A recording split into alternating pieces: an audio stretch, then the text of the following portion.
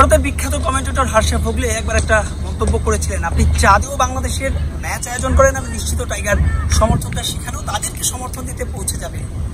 Africa থেকে Europe, America, পৃথিবীর যে প্রান্তে খেলেছে বাংলাদেশ, মাঠে পেয়েছে অকুণ্ঠ সমর্থন, যেন তারাই 12 ম্যান।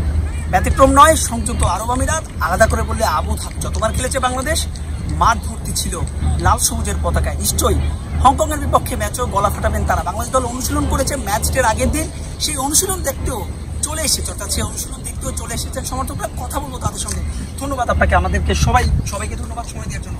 বাংলাদেশের অনুশীলন দেখতে চলে এসেছে, অনুশীলন দেখতে আসছি, কিন্তু এখন তো লেট হইতেছে, আসতেছে না আমরা। আর আমরা চাইতেছি যে কি সরাসরি তাদেরকে দেখবো, আগে কখনো দেখি না এরকম, প্রথমবার। এমনি তো খেলার মাধ্যমে দেখছি অবশ্য, কিন্তু প্র্যাকটিস করার সময় দেখি না।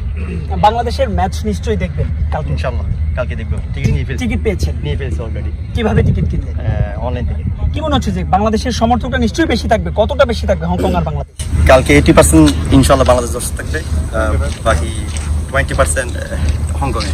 বাংলাদেশের কোন ক্রিকেটারের খেলা এই দলে, যেহেতু আমাদের পঞ্চপাণ্ডবের কেউ নেই, এই দলের আসলে কোন ক্রিকেটারের খেলা আপনার সবচেয়ে বেশি ভালো লাগে? টি-20 তো এই টিমটা, বাংলাদেশ টিমটা এখন মোটামুটি একটু ভালো অবস্থায় আছে। পারভেজ ইমন, তানজিদ হাসান তামিম ভালো ওপেন শুরু করে দিতে পারলে ইনশাল্লাহ আমরা এই টুর্নামেন্টে ভালো কিছু আশা করতেছি। টিমটা বোলিং, ব্যাটিং সব ডিপার্টমেন্টে বাংলাদেশ এই টিমটা টি-20-র জন্য পারফেক্ট মনে হচ্ছে। বাকিটা মাঠে পারফরমেন্সে বোঝা যাবে।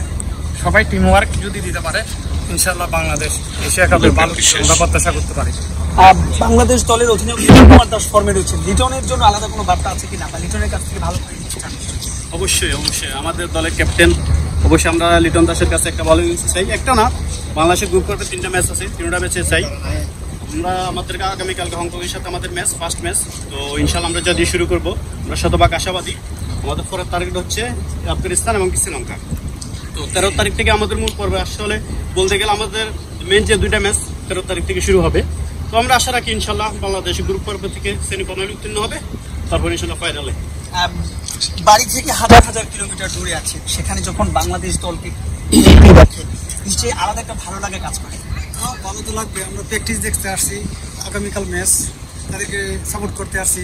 পর আগামীকাল ম্যাচে আমরা সাপোর্ট করবো। আশা করি বাংলাদেশ ভালো করবে, খুব সহজে জিততে পারবে হংকংয়ের সাথে, এবং ভালো পারফর্ম করবে, আমাদের প্রবাসীদেরকে আনন্দ দিবে। আমরা এটাই চাই। ধন্যবাদ। 2018 সালে বাংলাদেশ একবার এশিয়া কাপের ফাইনাল খেলেছিল, এইখানে জিততে পারে। এবার আসলে বাংলাদেশ দলের কাছে একেবারে আপনার প্রত্যাশাটা যদি বলবেন? আমার প্রত্যাশা হচ্ছে এখানে ম্যাচ বাই ম্যাচ একটু টাইম নিয়ে খেলতে হয় আরব আমিরাতের উইকেটগুলোতে। তো যদি আমাদের ওপেনিংয়ে মিডল অর্ডারে যদি ভালো পুরো টিমের জন্য একটা সাপোর্ট হবে। বোলিং তো আমাদের ইনশাল্লাহ সবাই এখন ভালো ফর্ম আছে। বোলিং, ব্যাটিংটা একটু সবাই ওপেনিং, মিডল অর্ডার দায়িত্ব নিয়ে খেললে আশা করি এশিয়া কাপে ইনশাল্লাহ আমরা ফাইনাল খেলবো। ইনশাল্লাহ এবার চ্যাম্পিয়ন হওয়ার চান্স বাংলাদেশ টিমের আছে। এই ক্যাপাবিলিটা বাংলাদেশ টিমের সব প্লেয়ারের আছে। তাদের আত্মবিশ্বাসও এখন পরপর 2টা সিরিজ জেতার পরে আত্মবিশ্বাস, এখন ভালো আত্মবিশ্বাস আছে বাংলাদেশ টিম। তো কোচিং, ফিল্ডিং, বোলিং আর আমাদের এই যে টিমের মেন ড্রেসিং রুম, এটা ভালো অবস্থানে আছে। আপনার কি প্রত্যাশা বাংলাদেশ চ্যাম্পিয়ন হবে? চ্যাম্পিয়ন হবে।